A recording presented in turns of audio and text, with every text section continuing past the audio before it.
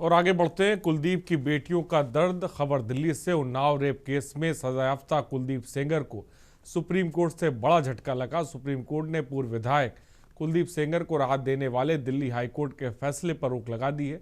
अदालत ने यह भी कहा कि आरोप गंभीर हैं, इस अपराधी को किसी भी मामले में जमानत नहीं मिलनी चाहिए। जहां एक बेटी अपने संग हुए अपराध का न्याय मांग रही है, वहीं एक और बेटी अपने पिता के लिए आज भी न्याय का इंतजार कर रही है। दरअसल हम बात कर रहे हैं पूर्व भाजपा विधायक कुलदीप सेंगर की बेटियां डॉक्टर इशिता सेंगर और ऐश्वर्या सेंगर की। उन्होंने सोशल मीडिया मंच एक्स पर एक ट्वीट किया। देश के न्याय व्यवस्था पर विश्वास रखते हुए 8 सालों तक चुप्पी साधे रखने वाली एक बेटी ने अब अपनी पीड़ा सार्वजनिक रूप से सामने रखी। खुद को थकी हुई, डरी हुई, लेकिन अब भी उम्मीद से जुड़ी हुई बताते हुए उसने कहा कि उसकी खामोशी कमज़ोर नहीं बल्कि संस्थाओं पर भरोसा का नतीजा था। दरअसल कुलदीप सेंगर की छोटी बेटी ने एक्स पर पोस्ट किया है, जो हम आपको बताते हैं।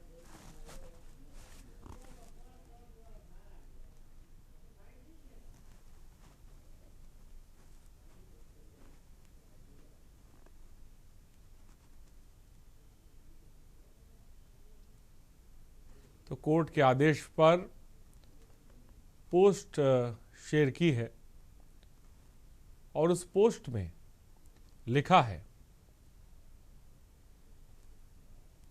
बेटी इशिता ने लिखा, हम कहां जाएं।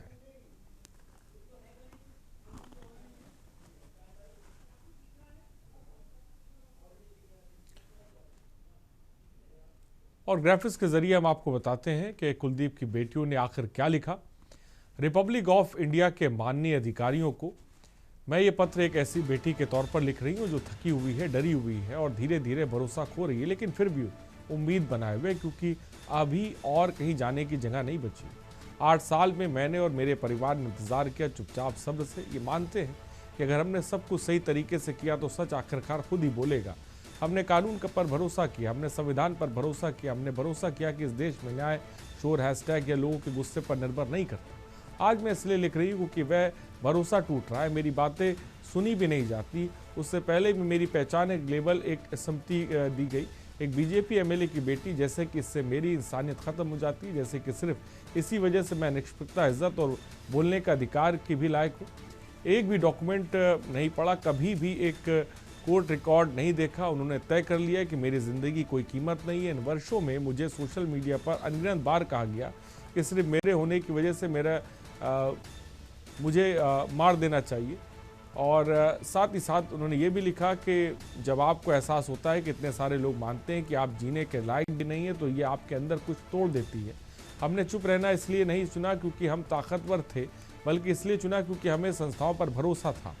हमने टेलीविज़न डिबेट में चिल्लाए नहीं, हमने पुतले नहीं जलाए, ना ही हैशटैग किया। हमने इंतज़ार किया क्योंकि हमें यकीन था कि सच को तमाशे की ज़रूरत नहीं होती। उसे चुप्पी की हमें क्या कीमत चुकानी पड़ी। हमारी इज्जत धीरे धीरे छीन ली गई। 8 साल तक हर दिन हमारे साथ बुरा बर्ताव हुआ, हमारा मजाक उड़ाया गया, इंसानियत से दूर रखा गया। हम एक ऑफिस से दूसरे ऑफिस भागते रहे, चिट्ठियाँ लिखते रहे, कॉल करते रहे, अपनी बात कहने के लिए गिड़गिड़ाते रहे।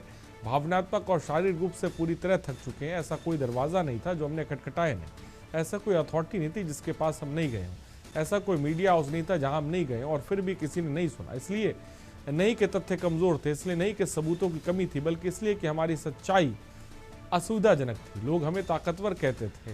मैं आपसे पूछना चाहती हूँ कि ऐसी कौन सी ताकत होती है जो 8 साल तक एक परिवार को बिना आवाज़ के छोड़ देती है? ऐसी कौन सी ताकत होती है जिसका मतलब है कि आप रोज़ अपने नाम पर कीचड़ उछालते हुआ देखेंगे और फिर भी चुपचाप बैठे रहें? एक ऐसा सिस्टम भरोसा करते हुए जो आपके अस्तित्व को स्वीकार करने को तैयार नहीं दिखता। जो चीज़ें मुझे डराती वो सिर्फ नाइंसाफ़ी नहीं है, एक ऐसा डर है, जानबूझकर बताया गया ऐसा डर, जो इतना गहरा पत्रकार, संस्थाएं, जज और आम नागरिक भी चुप रहने के लिए दबाव में।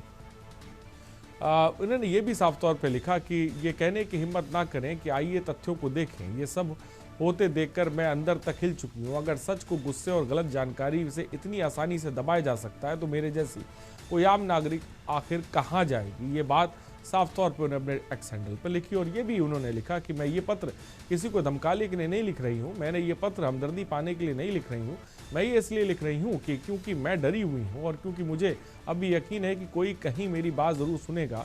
हम कोई एहसान नहीं मांग रहे, हम इसलिए सुरक्षा नहीं मांग रहे कि हम कौन हैं, हम इंसाफ मांग रहे हैं क्योंकि हम इंसान हैं। कृपया कानून को बिना डरे बोलने दीजिए, कृपया सबूतों की जांच बिना किसी दबाव के होने दीजिए, कृपया सच को सच ही रहने दीजिए, भले ही वह असुविधाजनक क्यों ना हो। मैं एक बेटी हूँ जो इस देश को भरोसा करती है, कृपया मुझे उस भरोसे पर पछतावा करने पर मजबूर ना कीजिए। सादर एक बेटी जो अब भी इंसाफ का इंतजार कर रही है।